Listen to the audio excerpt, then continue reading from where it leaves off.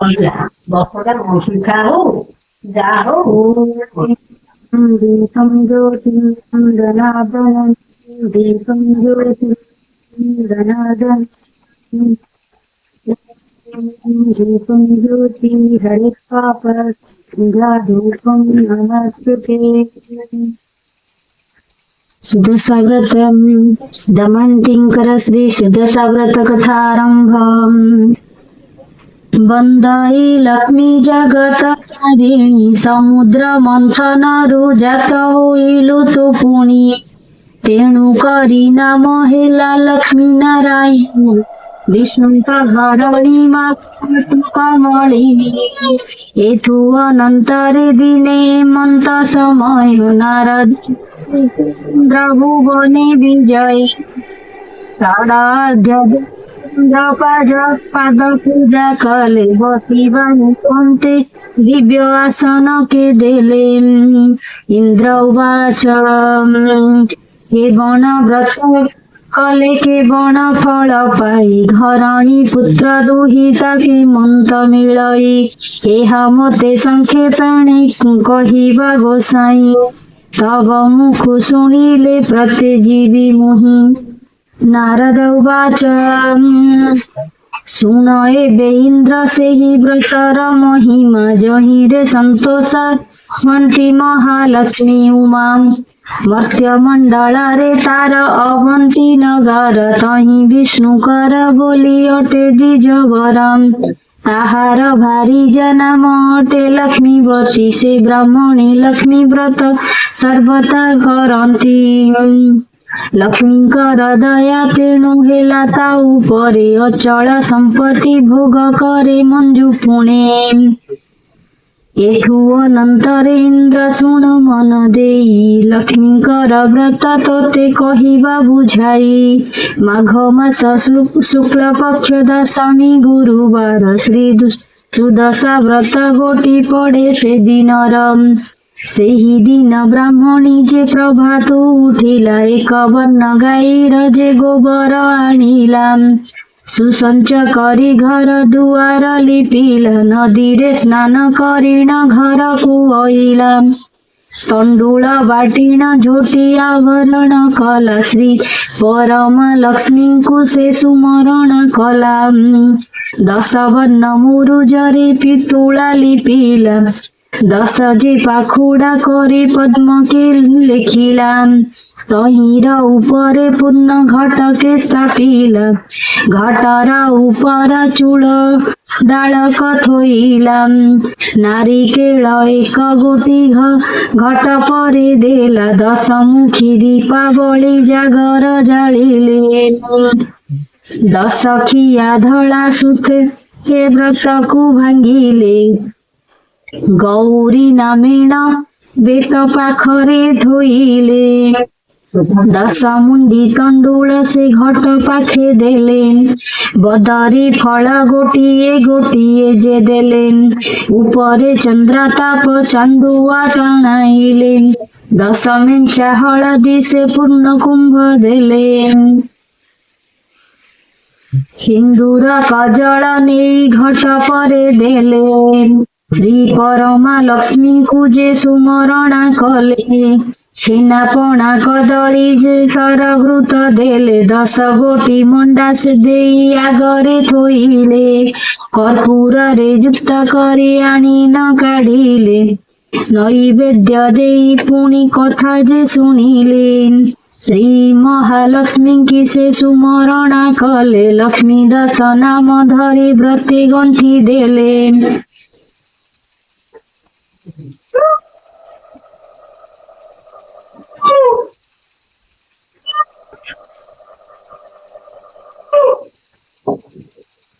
प्रथम गंठीर नाम लक्ष्मी नारायणी। प्रथम गंठीर नाम होची लक्ष्मी नारायणी। द्वितीय गंठीर नाम हला कमलिनी। तृतीय गंठीर नाम होची श्री हरिहर प्रिया। चतुर्थ गंठीर नाम अटे पद्मलया। पंचम गंठीर नाम अटई कमला। पंचम गंठीर नाम होची कमला। ଷଷ୍ଠ ଗଣ୍ଠିର ନାମ ଅଟଇ ସପ୍ତମ ଗଣ୍ଠିର ନାମ ଅଟେ ବିଘ୍ନେଶିନୀ ଅଷ୍ଟମ ଗଣ୍ଠିର ନାମ ସୁନ୍ଦର ଦୁଲ୍ଲଣୀ ନବମ ଗଣ୍ଠିର ନାମ ହେଉଛି ଦୁର୍ଗତି ନାଶିନୀ ଦଶମ ଗଣ୍ଠିର ନାମ ବିଷ୍ଣୁ ପାଟରାଣୀ। 10 ନାମ ଧରିଣ ସେ ପ୍ରତ୍ୟେକ ଗଣ୍ଠି ଦେଲେ ଲକ୍ଷ୍ମୀ ନାରାୟଣ ବୋଲି ମନେ ସୁମରିଲେ। ସୂର୍ଯ୍ୟଙ୍କୁ ସେ ଅର୍ଘ୍ୟ ଦେଇ ବନ୍ଦାପନା କଲେ। ନଦୀକୁ ଯେ ପାଣି କୁମ୍ଭେ ଆଣିବାକୁ ଗଲେ ବ୍ରତ ହାତରୁ ଖସାଇ କୂଳରେ ରଖିଲେ। ଜଳ ଭିତରେ ଯାଇଣ ବ୍ରାହ୍ମଣୀ ପଶିଲେ। ମାଂସ ମେଞ୍ଚା ପ୍ରାୟ ପାଟ ବ୍ରତ ଦିଶୁଥିଲା। ଚିଲ ପକ୍ଷୀ ଝାମ୍ପ ଦେଇ ବେଗେ ଘେନି ଗଲା। ସେ ବ୍ରାହ୍ମଣ ଜଳ ଘେନି କୂଳକୁ ଆଇଲା। ବ୍ରତ ନ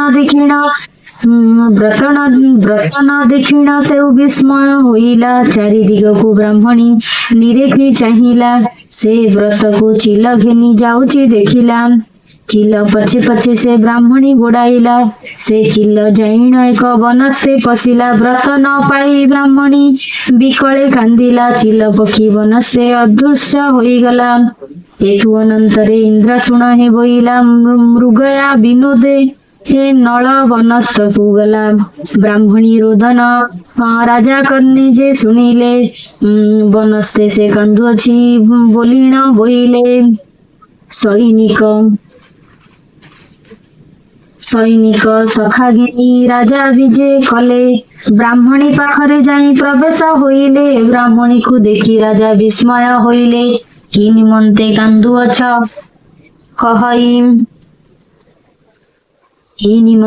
କାନ୍ଦୁଅଛ ବୋଲିଣ ବୋଇଲେ। ଏହା ଶୁଣି ବ୍ରାହ୍ମଣୀ ଯେ ରାଜାଙ୍କୁ କହଇ ମୋହର ଦୁଃଖକୁ ବାବୁ ପାରିବ କି ଫେରି। ନଳ ରାଜା ବୋଇଲେ ଯେ ଏ କି ଦୁଃଖ ତୋର ମୋ ଆଗେ କହିଲେ ତାହା କରିବ ହିଁ ଦୂର। ଏହା ଶୁଣି ବ୍ରାହ୍ମଣୀ ଯେ ବୋଲଇ ଉତ୍ତର ସତ୍ୟ କର ତୁମ୍ଭେ ରାଜା କହିବି ଛମୁରେ। ବ୍ରାହ୍ମଣୀର ବାକ୍ୟ ଶୁଣି ରାଜା ସତ୍ୟ କଲେ। ଯାହା ତୁମ୍ଭେ ମାଗ ତାହା ଦବ ହିଁ ବୋଇଲେ। ଏହା ଶୁଣି ବ୍ରାହ୍ମଣୀ ଯେ ହରସ ହୋଇଲା। ମୋହର ସୁଦଶା ବ୍ରତ ଚିଲ ଘେନି ଗଲା। ତୁମ୍ଭର ଯେ ମହାଦେଇ ବ୍ରତ କରୁଛନ୍ତି ସେହି ବ୍ରତ ଗୋଟି ତୁମ୍ଭେ ଦେବା ହେ ନୃପତି। ଏହା ଶୁଣି ମହାରାଜା ସମ୍ମତ କଲେ। ବ୍ରାହ୍ମଣୀକୁ ଘେନି ନିଜ ରାଜ୍ୟ ଚଳିଗଲେ। ବ୍ରାହ୍ମଣୀକୁ ସିଂହ ଦ୍ୱାରେ ବସାଇ ନୃପତି ଅନ୍ତପୁରକୁ ଗମନ କରିଲେ ତଡତି। ରାଣୀଙ୍କୁ ପାଇଣ ନଳ ରାଜା ଯେ କହିଲେ ଆମ୍ଭଙ୍କୁ ଏକ ମାଗୁଣି ଦେବ ହିଁ ବୋଇଲେ। ଏହା ଶୁଣି ମହାରାଣୀ ସ୍ତବ୍ଧ ହୋଇଗଲେ। ଆମ୍ଭଙ୍କୁ କିସ ମିଳିବ ଦେବ ହିଁ ବୋଇଲେ। ନଳ ରାଜା ବୋଇଲେ ଗୋ ସତ୍ୟ ଏବେ କର ତେବେ ମୁଁ କହିବି ସିନା ମାଗଣି ମୋହର। ଏହା ଶୁଣି ମହାଦେଇ ସତ୍ୟ ବାକ୍ୟ କଲେ। ଯେ ଇଚ୍ଛା ତୁମ୍ଭର ରାଜା ମାଗ ବୋଇଲେ। ସତ୍ୟ ବାକ୍ୟ ଶୁଣି ରାଜା ବୋଇଲେ ଉତ୍ତର ଶ୍ରୀ ସୁଦଶା ବ୍ରତ ଗୋଟି ଦିଅ ଗୋ ତୁମ୍ଭର।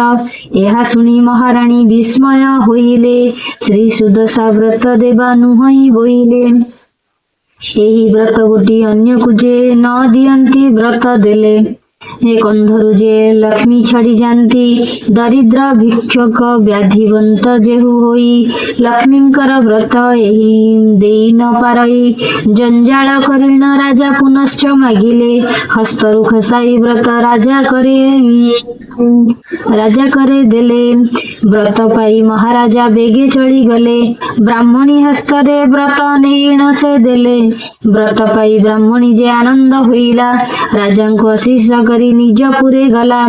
ସେ ବ୍ରତ ନେଲା କଞ୍ଚା ଦୁଧରେ ଧୋଇଲା। 10 ଗୋଟି ମଣ୍ଡା କରି ପାଣି ଛଡାଇଲା। ଆପଣା ହସ୍ତରେ ନେଇ ବ୍ରତକୁ ବାନ୍ଧିଲା। ପାରଣା କରି ବ୍ରାହ୍ମଣୀ ଆନନ୍ଦେ ରହିଲା।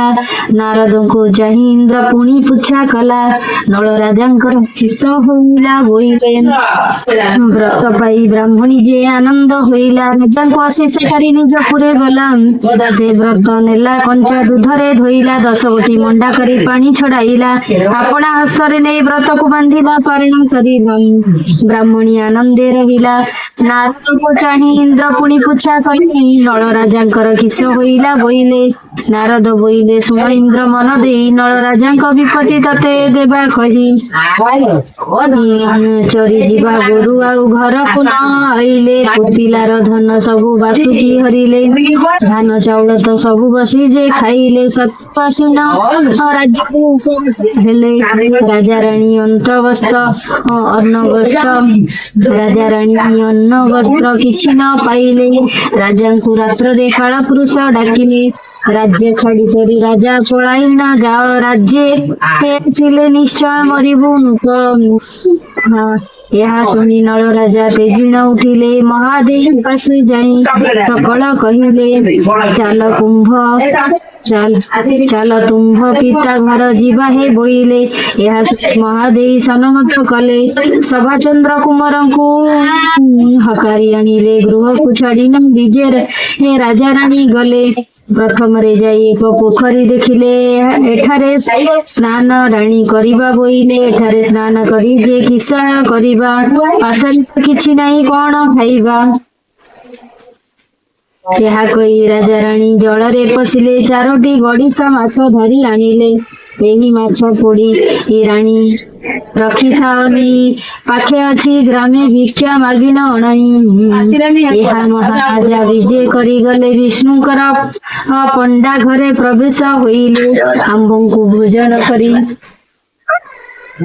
ଆସିଲାନି ବଢିକି ରହି କହିଲି ସେଠି ଆଇଲାନି ମୁଠି ଦବ ନା ଆମ୍ଭଙ୍କୁ ଭୋଜନ କିଛି ଦେବ କି ବୋଇଲେ ଏହା ଶୁଣି ବ୍ରାହ୍ମଣୀ ଯେ ଅନ୍ନ ଆଣିଦେଲେ ହରସ ହୋଇ ରାଜା ଲେଉଟି ଆଇଲେ ଗୃହେ ପତ୍ନୀ करे ଅନ୍ନ ଦାନକୁ ଥୋଇଲେ ଝାମ୍ପ ଦେଇ ପକ୍ଷୀ ଦାନ ଘେନି ଗଲେ ତଳେ ପଡି ଅନ୍ନ ମାଟି ଧୂଳି ହୋଇଗଲା ବିରସ ହୋଇଣା ରାଜା ସେଠାରେ ଆସିଲେ ଏହା ଦେଖି ରାଜା ରାଣୀ ସ୍ତମ୍ଭୀଭୂତ ହେଲେ ଯେଉଁ ମାଛ ପୋଡ଼ି ରାଣୀ ରଖିଥିଲେ ନେଇ ସେଇ ମାଛ ଜୀବ ପାଇ ଜଳେ ଗଲା ଡେଇଁ ଅଚମ୍ବିତ ହୋଇ ରାଣୀ କଲେ କ୍ରନ୍ଦନ ପାଶେ ଆସି ମହାରାଜା ମିଳିଲେ ବହନ ମହାରାଣୀ ବୋଲେ ଲକ୍ଷ୍ମୀ ଛାଡି ଗଲେ ଆମ୍ଭଙ୍କୁ ପୋଡା ମାଛ ଜୀବ ପାଇ ଡେଇଁଲେ ଜଳକୁ ଏହା ଦେଖି ମହାରାଜା ବିସ୍ମୟ ହୋଇଗଲେ ଚାଲ ଏବେଠାରୁ ରାଜା ବୋଲିଣ ବୋଇଲେ ଏତେ କହି ରାଜା ରାଣୀ ବିଜେ କରିଗଲେ